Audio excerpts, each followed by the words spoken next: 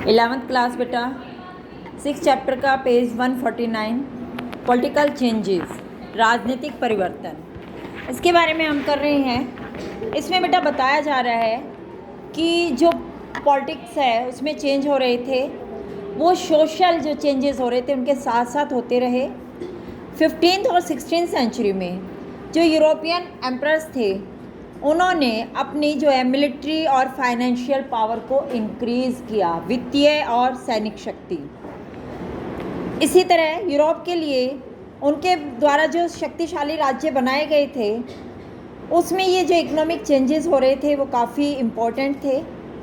इस time period में historians अब इन किंग्स को न्यू मोनार्क्स कहने लगे, नए शासक। इन्हीं में से कुछ नाम हैं। फ्रांस में लुई 11वां, ऑस्ट्रिया में मैक्सिमिलियन और इंग्लैंड में हेनरी 7 और स्पेन में इसाबेला और फर्डिनेंड। ये सब बेटा ऑटोक्रेट थे। इन्होंने संगठित स्थायी सेनाओं की प्रक्रिया, एक स्थायी नौकरशाही और राष्ट्रीय कर प्रणाली स्थापित की। ये मेन आप अंडरलाइन करेंगे क्या चेंजेस किए। स्पेन और पुर्तगाल में इन्होंने समुंदर पार जाने के लिए न्यू प्रोग्राम स्टार्ट कर दिए, न्यू एक्सपेक्टेशंस को फाइंड आउट किया। और इस तरह से 12th और 13th सेंचुरी में जो सोशल चेंजेस हो रहे थे उनकी वजह से ये जो राजतंत्र हैं बहुत सफल होते चले गए। इसी में वैसलेज और लॉर्डशिप वाला सिस्टम अब धीरे धीरे धीमा पड़ रहा था। आर्थिक विकास की जो धीमी गति थी उसकी वजह से जो न्यू मोनार्क्स थे वो अपने सिंपल पर्सन्स पे कंट्रोल बढ़ा रहे थे और इन शासकों ने सामंतों से अपनी सेना के लिए टैक्स लेना बंद कर दिया। इसके स्थान पर बंदूकों और बड़ी तोपों वाली न्यू टाइप्स की मिलिट्री इन्होंने स्टार्ट की जो टोटली उनके कंट्रोल में होती थी। अब अभिजात वर्ग का विरोध राजाओं की गोली की शक्ति प्रदर्शन के सामने टुकड़े टुकड़े हो गया, यानी कि अब राजा ज़्यादा शक्तिशाली हो गए और जो ये अभिजात वर्ग था उसके कंपैरेटिवली कम शक्तिशाली था। करों को बढ़ाने से राजाओं की इनकम बढ़ गई। अब वो अपनी मिलिट्री रख सकते थे, अपने जो है बॉर्डर उसको प्रोटेक्ट कर सकते थे, उसको एक्सपेंड कर सकते थे और साथ में जो सामंत उनका अपोज कर रहे थे वो उनको इजीली ख़त्म कर सकते थे। अब ये जो सेंट्रलाइजेशन सिस्टम आ रहा था इसका जो नॉवेल्स है, जो अभिजात वर्ग है उसने अपोज भी किया और इसी के तहत इंग्लैंड में बहुत सारे विद्रोह हुए लेकिन उनको दबा दिया गया। इसी के अलावा फ्रांस में लुई 11 को ड्यूक लोगों और राजकुमारों के विरुद्ध एक लंबा संघर्ष करना पड़ा, यानी वहाँ पर भी संघर्ष हुआ और इस तरह से ज़्यादातर जो स्थानीय सभाओं के सदस्य थे उन्होंने भी अपनी जो ये पावर है ख़त्म हो रही थी उसका विरोध किया। 16th सेंचुरी में फ्रांस में जो बहुत सारे क्रूसेड हुए और वो इसी वजह से हुए कि जो उनकी रॉयल फैसिलिटीज़ हैं और रीजनल इंडिपेंडेंट वो उनको मिल जाए। अब नोबल क्लास ने अपने जो है अस्तित्व को बचाने के लिए कुछ और चेंजेस किए। इन्होंने नई जो सिस्टम है उसका टोटली अपोज नहीं किया, बल्कि इन्होंने क्या किया कि राजा के प्रति जो है ओबे अपने आप को जो है राजभक्ति के प्रति अपने आप को दिखाने लगे कि ये राजा के भक्त हैं। और इस तरह से लार्ड जैसे व्यक्ति जो सामंती प्रथा में शासक थे वो अभी भी आगे रहे, जो यानी कि राजा के साथ अपना दिखा रहे थे, राजा के चापलूस बन करके वो प्रशासनिक सेवाओं में अब उनको स्टेबल प्लेस दे दिया गया, इम्पोर्टेंट स्थान उनको दिया गया। और इस तरह से लेकिन नई जो एडमिनिस्ट्रेटिव सिस्टम था उसमें कुछ चेंजेस भी हुए।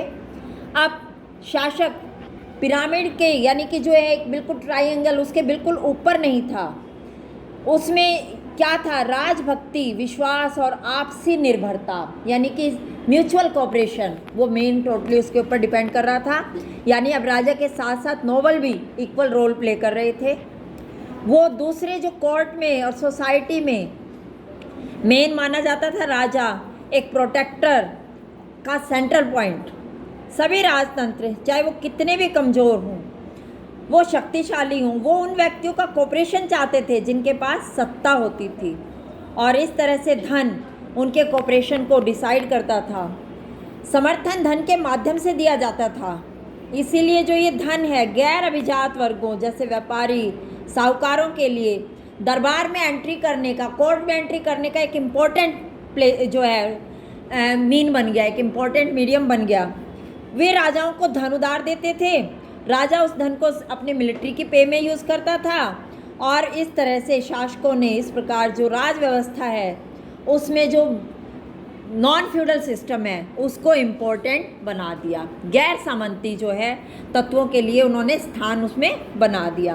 और इस तरह से 1614 में एक बच्चा शासक लुई 13 उसके शासनकाल में फ्रांस की जो परामर्शी दात्री सभा थी, इसको एस्टेट जनरल कहा गया, उसके 3 सदन थे, पादरी वर्ग, अभिजात वर्ग और बाकी अन्य वर्ग। उनका एक अधिवेशन हुआ, एक असेंबली हुई और इसके बाद 1789 में तक इसको कभी कोई नहीं बुलाया गया। जैसे हमने फ्रांस में पढ़ा 1789 में जो रिवॉल्यूशन हुई थी तब उसकी असेंबली हुई थी और उससे पहले हुई थी 1614 में।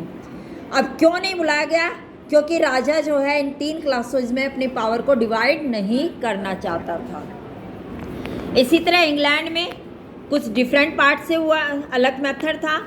वहाँ पर जो नॉर्मन विक्ट्री से पहले एंग्लो सैक्सन लोगों की मेन असेंबली होती थी, कोई भी टैक्स लगाने से पहले राजा को इस असेंबली की परमिशन लेनी पड़ती थी।